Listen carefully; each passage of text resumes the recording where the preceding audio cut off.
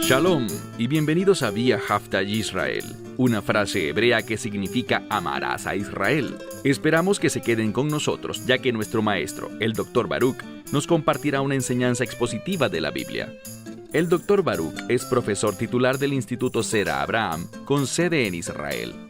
Aunque todos los cursos en el instituto se imparten en hebreo, el Dr. Baruch se complace en compartir esta enseñanza en inglés con doblaje al español. Para más información, visítenos en amarasaisrael.org o descargue nuestra aplicación móvil Mi Estudio Bíblico. Aquí está Baruch y la lección de hoy. Dios es fiel para juzgar a los enemigos de Israel. Lo hemos visto en el pasado y lo veremos en los últimos días. Continuamente, la fidelidad de Dios es manifestada. Cuando Israel se aparta de la obediencia y de la fidelidad a sus responsabilidades de pacto para con Dios, Dios los juzga, Él los castiga, y un término muy importante relacionado con esto es exilio. Israel perdió temporalmente su derecho a la tierra prometida. Dios los expulsó hacia un país extranjero donde fueron afligidos y sufrieron, pero donde además eventualmente se arrepintieron, causando que Dios trajera de vuelta a un remanente del pueblo. Vemos la fidelidad de Dios al juzgar y al restaurar. Esto fue cierto en el pasado, y si eres alguien sabio, si estudias apropiadamente la Escritura, sabrás que esto será cierto también en el futuro. Toma tu Biblia y ve conmigo al libro de Isaías, capítulo 21. Libro de Isaías, capítulo 21. La mayoría de los eruditos ven que esta profecía del capítulo 21 se relaciona principalmente con Babilonia y con la región que rodea a Babilonia. Es algo que ocurrió en el pasado, pero a la vez tiene relevancia e instrucciones para los últimos días. Lo vemos claramente en un verso que aparece en el libro de Apocalipsis y que trata sobre Babilonia. Ahora, Babilonia se ha convertido en un sinónimo del verdugo de Israel, la nación que ha llevado a Israel al exilio y que ha infligido sobre este pueblo un gran sufrimiento. Y sabemos algo.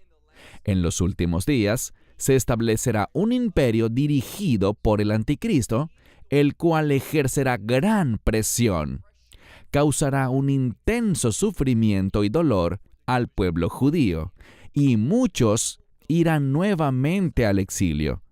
Pero de la misma forma que esta profecía predice una restauración futura, un juicio contra los enemigos de Israel, así también será en los últimos días. Y aquel que traerá la liberación, el que será el mediador de restauración para el pueblo del pacto de Dios, será el Mesías, cuando vuelva por segunda vez con el fin de derramar su juicio, liberar y restaurar a Israel y finalmente establecer su reino. Vemos también que en Apocalipsis no solo se usa el término Babilonia de una manera simbólica, sino también Gog y Magog. De hecho, hemos venido viendo últimamente un interés muy creciente en cuanto a esta guerra o esta batalla de Gog y Magog, de la cual leemos en Éxodo 38 y 39. Les diré algo con plena seguridad. Esta famosa batalla de Gog y Magog también es conocida como la batalla de Armagedón. Tiene gran relevancia para la Israel inconversa. Pero oye bien, la batalla de Gog y Magog no tiene relación directa con los creyentes, con los que forman parte de la congregación de los redimidos. ¿Cómo sabemos esto? Lo sabemos porque la batalla de Gog y Magog ocurrirá durante el tiempo del derramamiento de la ira de Dios. Y en última instancia, será en la segunda venida y no en el rapto, sino en la segunda venida, cuando el Mesías destruirá a todos los enemigos de Israel. En este caso, Gog, Magog y toda nación que se integre a esta confederación contra Israel. Así que todos esos predicadores que andan hablando de Gog y Magog en la actualidad, que las cosas se están alineando en ese sentido, no están considerando las muchas señales proféticas que deben ocurrir antes de que se produzca esa guerra de Gog y Magog.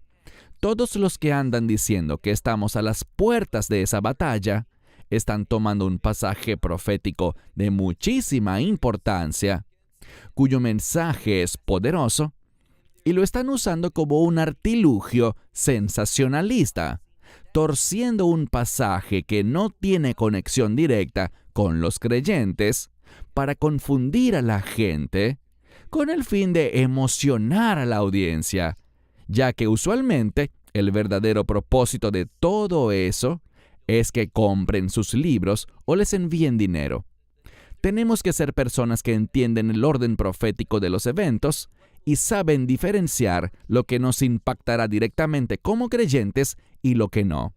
Mencioné que estaremos leyendo el capítulo 21 de Isaías, una profecía que esencialmente trata de Babilonia, literalmente de Babilonia.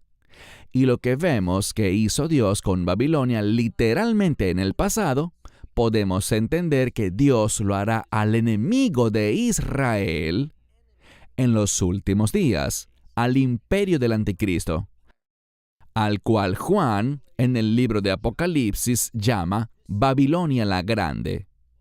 Iniciemos leyendo el primer versículo, Isaías capítulo 21, desde el versículo 1 en adelante.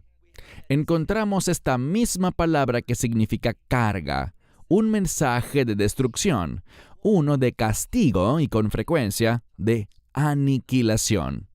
Verso 1. La carga de Midbar Yam. Como deben saber, Midbar es desierto y el término Yam es mar. Algunas Biblias en inglés lo traducen como Oriente, el desierto del Oriente. Y a pesar de que, desde el punto de vista de Israel, el Yam, el mar, y me refiero al mar Mediterráneo, queda al occidente, Babilonia está al oriente. Un término muy importante que vemos repetirse en la Biblia es el de los niños o hijos del oriente. Y esta profecía tiene relevancia para aquellos que constantemente son vistos como enemigos de los hijos de Israel. Pero el término aquí, Midbar Yam, tiene que ver con Babilonia y el hecho de que Babilonia está en el desierto. Pero hay un río, el río Éufrates, que atraviesa Babilonia. Por tal razón, ese río permitió que Babilonia se convirtiese en una potencia. Era un gran recurso para el país. Así que cuando dice el desierto del mar, este río era tan vasto e influyente que era como si tuvieran un mar dentro de sus fronteras. Por eso tenemos ese término, el desierto del mar. Verso 1 de nuevo. La carga del desierto del mar, como, y tenemos una palabra que en hebreo moderno significa tornados. Habla de un remolino de viento, de esos que causan gran destrucción. Un viento recio que va dejando ruina y escombros a su paso, y el término está en plural, así que habla de tornados en el sur, que van a través del desierto y llegan a Eretz Norah. Esto significa una tierra asombrosa o terrible. Lo que Dios está diciendo es que habrá fuertes vientos, habrá tornados y turbulencias que producirán destrucción. Y según la mayoría de los eruditos, estos tornados no son realmente un fenómeno climatológico, sino que son causados por el polvo. Son como una tormenta que se genera debido a que un vasto ejército va marchando. Cuando un ejército marcha a la guerra, con sus carrozas y soldados, con sus caballos y jinetes cabalgando a la batalla, todo eso levanta polvo, así que se produce una especie de tornado, o como vemos aquí, una especie de tormenta, una fuerte tormenta, como un torbellino.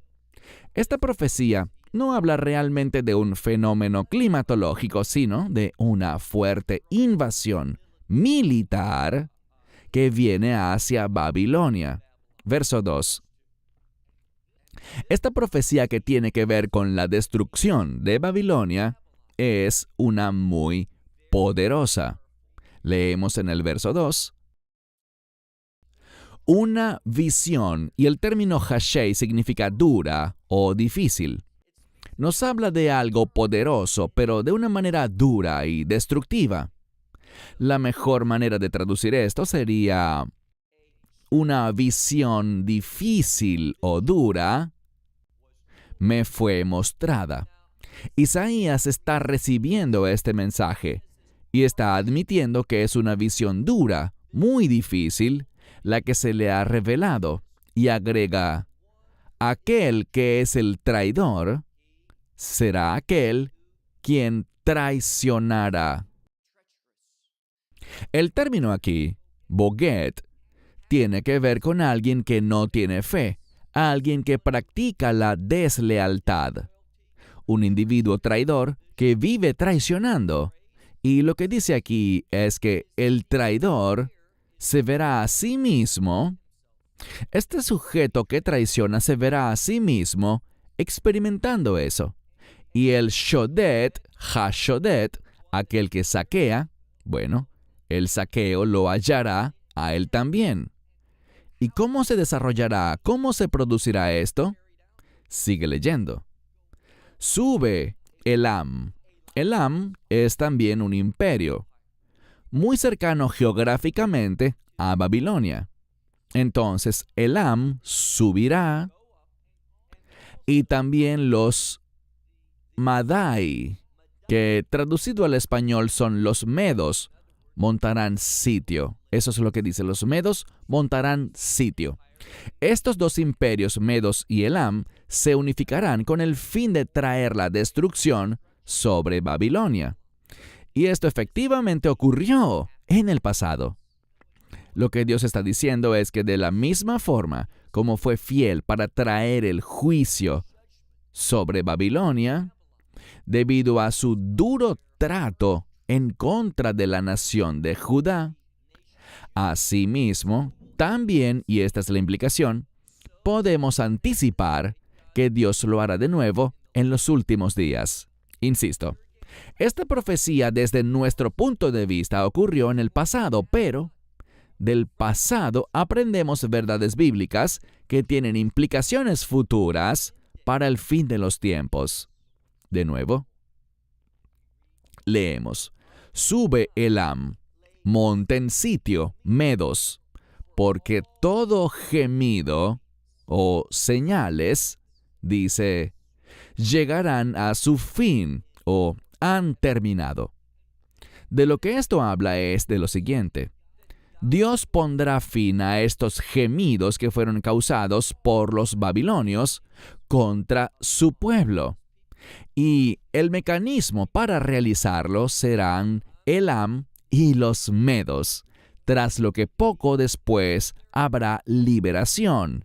Y sabemos que así ocurrió, porque cuando Babilonia llegó a su fin, bajo el liderazgo de los medos y los persas, vimos algo.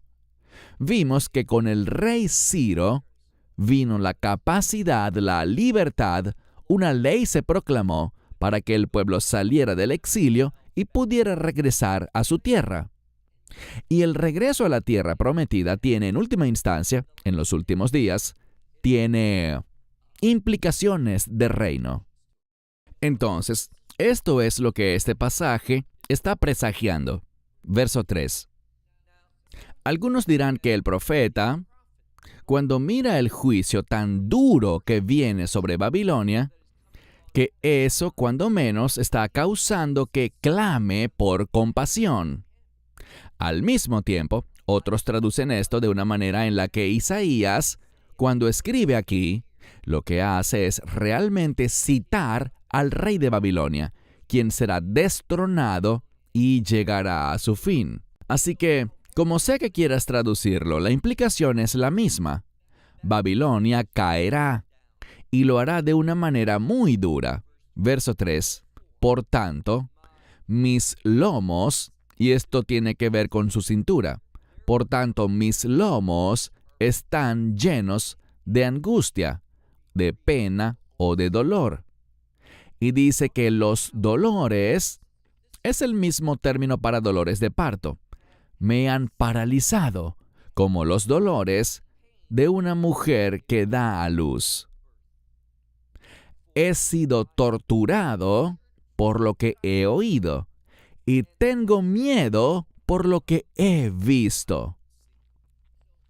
Isaías está simplemente viendo esto, y lo que él ve, según muchos eruditos, él está viendo tanto lo que pasó con Babilonia, regresando hace muchísimos años atrás, 2500 años atrás, y en segundo lugar, él ve que esto se derramará, el juicio de Dios sobre el imperio del anticristo en los últimos días.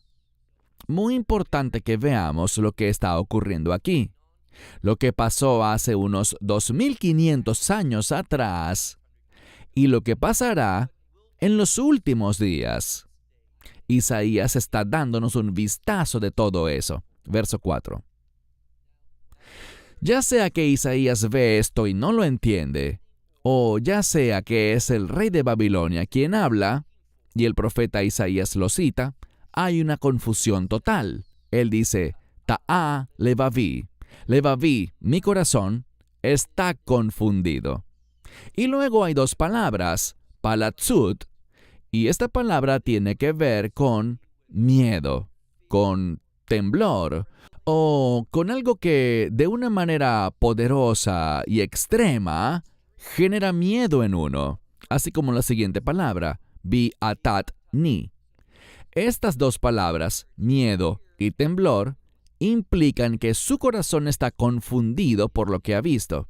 Y luego está la palabra neshef, que significa algo como un baile nocturno. Así le decimos en hebreo moderno a los bailes o fiestas de graduación, por ejemplo. Y dice, yo deseaba una fiesta nocturna, pero en cambio, lo que me fue colocado, y tenemos una palabra para un miedo extremo.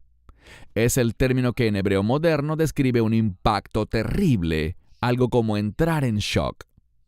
Entonces lo que dice es, yo deseaba una celebración, pero lo que me llegó, dice, lo que de pronto recibí fue terror.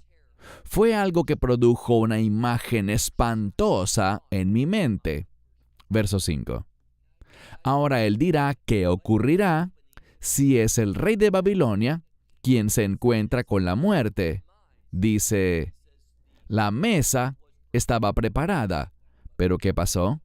Los vigilantes estaban vigilando desde sus posiciones, comiendo y bebiendo.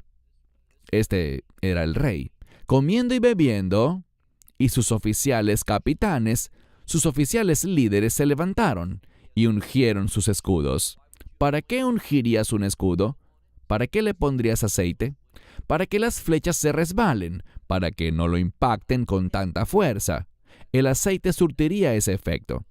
La idea aquí es que o bien Isaías está teniendo esta visión de lo que pasará en el palacio del rey en Babilonia, o está citando los pensamientos del rey de Babilonia en cuanto al hecho de que esta guerra, la destrucción de su imperio, llegó de pronto.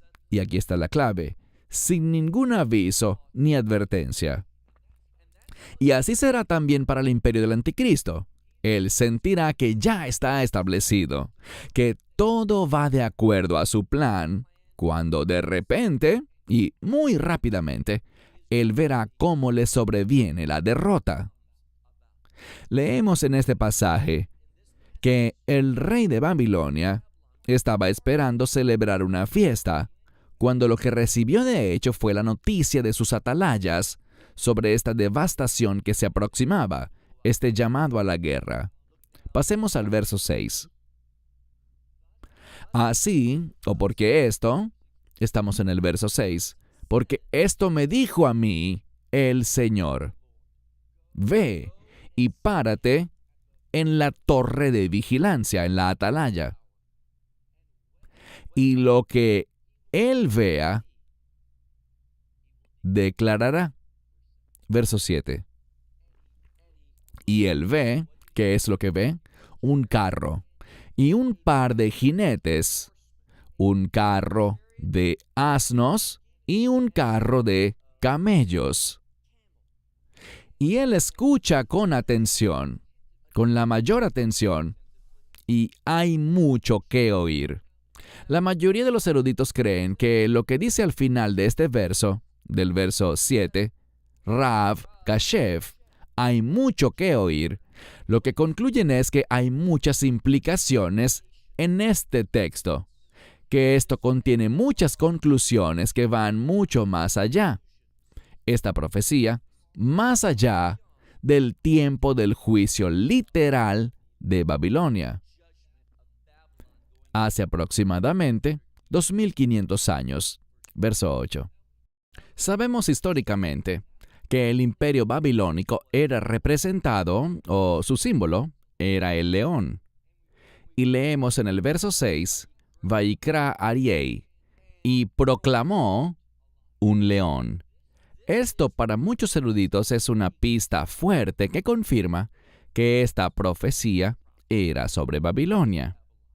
Entonces, un león proclamó sobre esta atalaya, esta visión que le fue dada: oh Señor, estoy continuamente de pie a lo largo del día, y en mi vigilia me mantengo toda la noche.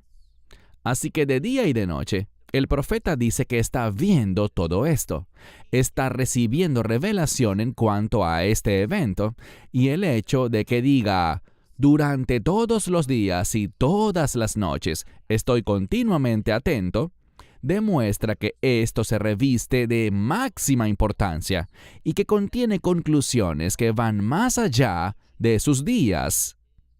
Verso 9. He aquí, dice, un carro viene, un carro montado por hombres con un par de jinetes, que respondió y dijo. Entonces, esto habla de alguien que llega y dice, revelando el resultado. Leemos, Nafla, Nafla, Babel. Ha caído Babilonia. Ese mismo verso fue tomado y colocado en Apocalipsis capítulo 18, versículo 2. Una vez más, esto busca mostrarnos que de la misma forma como Dios fue fiel en el pasado para juzgar a los enemigos de Israel, y este juicio produjo su regreso a la tierra, la renovación de las promesas de Dios, las promesas de pacto de Dios, cuando Juan toma esto y lo coloca en Apocalipsis 18, nos muestra que Dios será fiel para juzgar en los últimos días a los enemigos de Israel, concretando la destrucción del reino de las tinieblas, del reino del anticristo, cuya intención es invalidar las promesas de Dios. De la misma manera como Dios juzgó a Babilonia, también juzgará al anticristo. Por esto es que Juan, en el libro de Apocalipsis, tomó este pasaje. Y sabemos que tras la caída de Babilonia la Grande, en Apocalipsis 18, apreciamos al Mesías regresando en su segunda venida, lo cual dará como resultado un gran evento.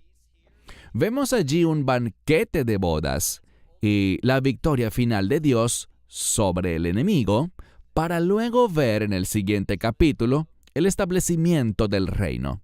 Así que una vez más, hay gran relevancia en esta frase. Y respondiendo dijo, ha caído Babilonia. Y todas las, aquí está el término estatuas de su Dios, están rotas en la tierra. Esto nos recuerda el relato del falso dios Dagón en el libro de Samuel, el segundo de Samuel, donde vemos a Dagón quebrado en el suelo y derrotado.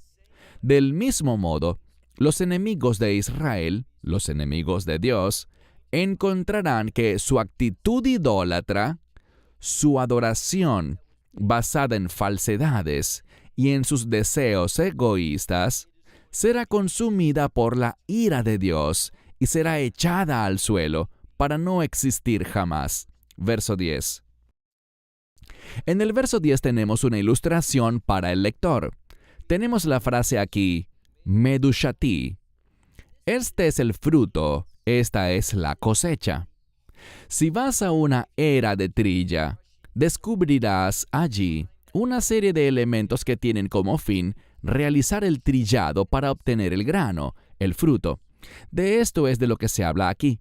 Al final, debido a este juicio contra Babilonia, y en última instancia contra el imperio del anticristo, se presentará la oportunidad de recoger los despojos de la guerra, las bendiciones. Así que dice, mis frutos, la semilla, y esto nos habla del grano, que he oído del Señor de los ejércitos, el Dios de Israel. Y recuerden que esta frase, Elohei Yisrael, usualmente le da al pasaje un contexto de los últimos días.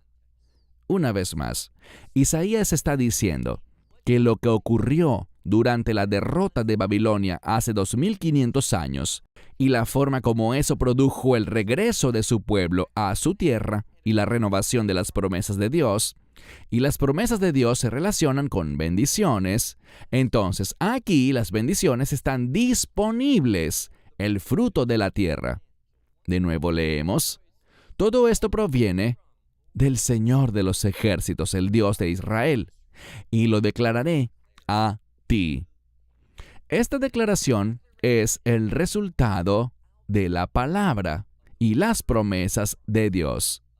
Será presentado sobre la era de trilla para que el pueblo pueda tomar su lugar allí y disfrutar su fruto. Pasemos ahora al verso 11.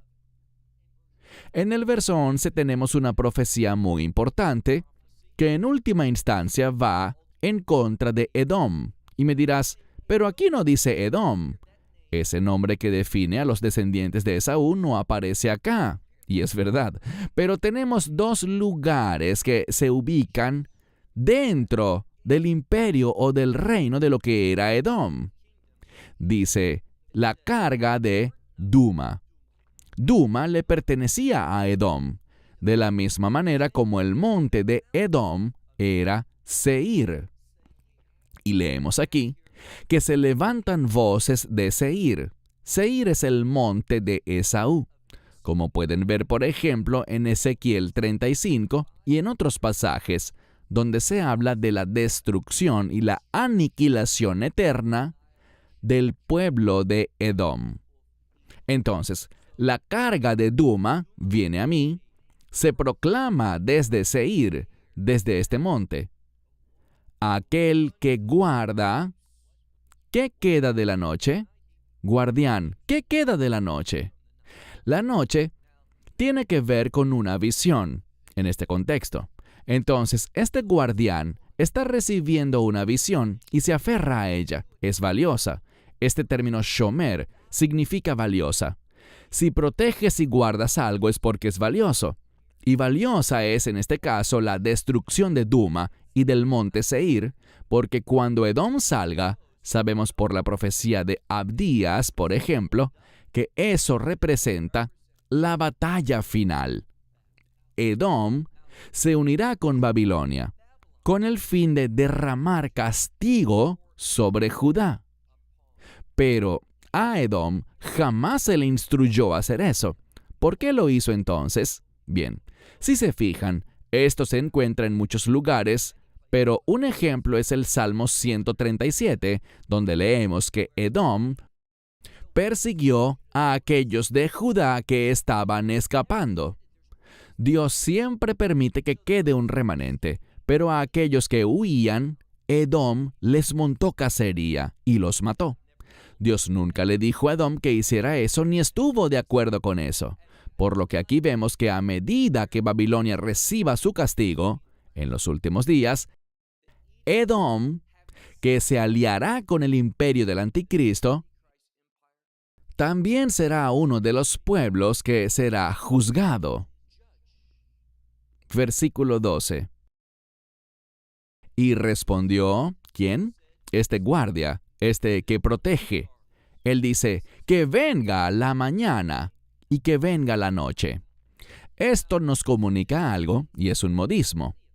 Cuando algo tiene que hacerse, lo hacemos sea de día o sea de noche. Si es algo realmente importante, no dirás, ya es muy tarde, lo dejaré para mañana. Si algo es importante, lo llevas a cabo, sea de día o sea de noche. Esto es lo que esta profecía está diciendo. Es algo de gran importancia. Que venga la mañana, que venga la noche. Y aquí usa un término particular. Preparando el mensaje, note que el término significa hacer una petición, pero expresa un fuerte sentido de súplica, un gran deseo de algo. Y este término aparece 2 veces. Si deseas algo profunda, sincera y diligentemente, ¿qué harás? Te arrepentirás y vendrás. Aquellos que no tienen un deseo genuino no atenderán el llamado ni responderán. Quiero señalar algo para que no haya confusión. Vemos que esta profecía contra Babilonia se está utilizando como una manera de brindar ánimo, de reforzar la idea de que Dios será fiel para juzgar a los enemigos de Israel en los últimos días. En última instancia, ese último enemigo será un imperio que estará bajo el liderazgo del anticristo. Y a pesar de que simbólicamente es llamada Babilonia, no será literalmente Babilonia, sino que tendrá su origen en Europa y tendrá el mismo objetivo, el mismo espíritu maligno que busca impedir los planes de Dios, tal como lo pretendía Babilonia o como lo pretendía Edom.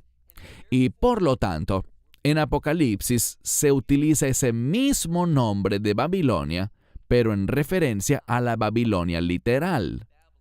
Es un nombre que se utiliza para comunicar el mismo mensaje que aplicaba para la Babilonia antigua. Y cuando mencioné a Gog y Magog, también nombradas en Apocalipsis, pero allí en el capítulo 20, donde aparecen esos 2 nombres, no quiere decir literalmente Gog y Magog. Entonces, ¿por qué aparecen? Bueno, ¿qué aprendemos de la profecía de Ezequiel 38 y 39? De allí aprendemos que Gog y Magog y los imperios que hicieron pacto con ellos, esas naciones, fueron derrotadas. Israel tuvo la victoria. De la misma manera, se toma ese concepto de Gog y Magog, que fueron derrotadas, y de una Israel victoriosa, y se lleva a Apocalipsis 20 en relación con algo que se escribió 1000 años después de la batalla de Gog y Magog.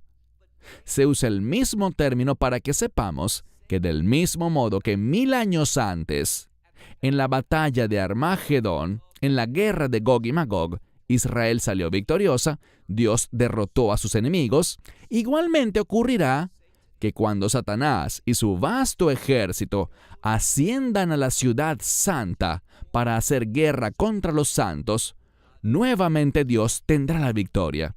Del mismo modo que Gog y Magog cayeron 1000 años antes, así ocurrirá en esta guerra futura, que será liderada directamente por Satanás. Avancemos a la sección final del capítulo 21 y leamos el versículo 13. Del verso 13 al 17, encontramos una profecía que tiene que ver con Arab, es decir, Arabia. Ella habla del área general de Arabia, lo que conocemos hoy día como Arabia Saudita, junto a otros territorios como los Emiratos Árabes Unidos, también Qatar, también Omán, otros países que estaban ubicados cerca de Babilonia. Y ellos también serán juzgados. ¿Cómo lo sabemos? Mira el verso 13. La carga sobre Arabia. En el bosque de Arabia, ellos pernoctarán. Es decir, ellos van a huir al bosque debido a este juicio.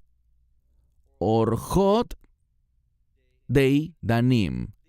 Los dedanitas eran un grupo de personas que debido al miedo a los árabes, no se hospedaban en ciudades cuando viajaban, sino que pasaban la noche en el bosque. Todo debido al temor. Lo que esto dice es que de la misma forma que actuaba ese grupo, también lo harán los habitantes de Arabia. Verso 14. Para encontrarse con el sediento y para llevarle agua, los habitantes de la tierra de Tema. Tema es mencionada también en otra parte de la Biblia. Es parte de Arabia Saudita, y este grupo de personas, de aquellos que tenían miedo al poder de Arabia, ellos obtenían ganancias al llevarles provisiones. Es simplemente una ilustración que dice que los árabes estarán en la misma situación de aprietos y de temor. Tendrán miedo a causa del juicio que se avecina contra ellos. Verso 14, en su segunda mitad. Con pan salgan y encuéntrense con el viajero. Porque, verso 15, porque por causa de la espada, ellos huyen o ellos deambulan sin fin. Debido a la espada desenvainada, debido al arco entesado, debido a la severidad o al peso de la guerra. Estos individuos experimentarán las consecuencias del juicio, de una guerra que viene hacia ellos y de la cual saldrán derrotados. Verso 16. Porque así me dijo el Señor a mí, de aquí a 1 año. Y luego dice, como el año del jornalero. ¿Qué significa eso? Nos habla de algo que es exacto. Cuando Isaías recibió esta profecía, era una profecía que poco después entendería que este juicio contra Babilonia estaba a punto de desatarse. Cuando dice, como el año del jornalero, cuando tú firmas un contrato por cierta cantidad de dinero, digamos que trabajarás 1 año y te pagarán 20,000 euros o $20,000, lo que sea. El día en que ese año finalice, recibirás tu pago y ya no tendrás trabajo. Es un término exacto, y eso es lo que este pasaje nos está revelando, que esta será una profecía exacta. Porque así el Señor me ha dicho. Veod Shana, de aquí a un año, de acuerdo al año de un jornalero, con exactitud, en otras palabras, y toda la gloria de Cedar, este es otro nombre para Arabia. Cedar es el nombre del segundo hijo que le nació a Ismael. Lo pueden ver en el libro de Génesis. Y lo que está comunicando es que no solo Arab será juzgada, que usualmente se relaciona con Ismael, sino también la siguiente generación.